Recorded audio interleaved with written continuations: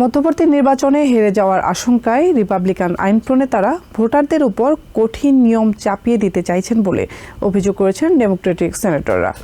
মঙ্গলবার ক্যাপিটল হিলে আয়োজিত সংবাদ সম্মেলনে রিপাবলিকান প্রস্তাবিত সেভ অ্যাক্টকে ভোটার দমনের হাতিয়ার হিসেবে অভিহিত করেছেন ডেমোক্রেটরা।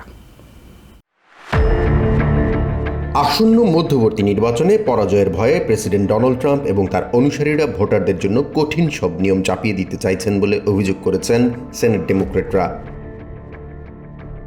সেনেট মাইনরিটি লিডার চাক শুমার বলেন, সেভ অ্যাক্ট কোনো ভোটার আইডি বিল নয়, এটি মূলত ভোটারদের দমনের বিল।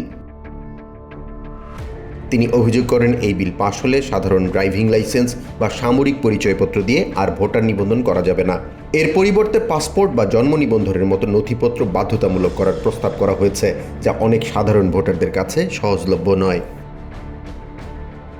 অ্যালেক্স পেডিয়া জানান, সেভ অ্যাক্টের মাধ্যমে ভোটারদের ব্যক্তিগত তথ্য ডিপার্টমেন্ট অব হোমল্যান্ড সিকিউরিটির হাতে তুলে দেওয়ার পরিকল্পনা করা হচ্ছে, যা ব্যক্তিগত গোপনীয়তার চরম লঙ্ঘন। তিনি স্পষ্ট ভাষায় বলেন, বিলটি সেনেটে পাশ হতে দেবেন না তারা, এবং প্রয়োজনে দিনরাত লড়াই চালিয়ে যাবেন। সংবাদ সম্মেলনে উপস্থিত লিগ অব উইমেন ভোটার্সের সিইও সেলিনা স্টুয়ার্ট বলেন, এই বিলের কারণে প্রায় ৬৯ মিলিয়ন নারীর ভোটাধিকার হুমকির মুখে পড়তে পারে।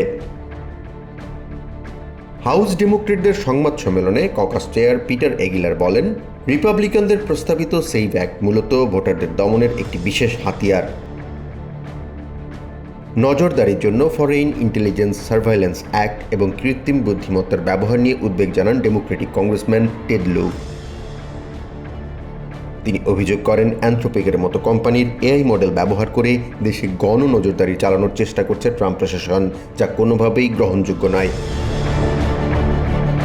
জাহান মিথুন, TBN 24 নিউজ ডেস্ক।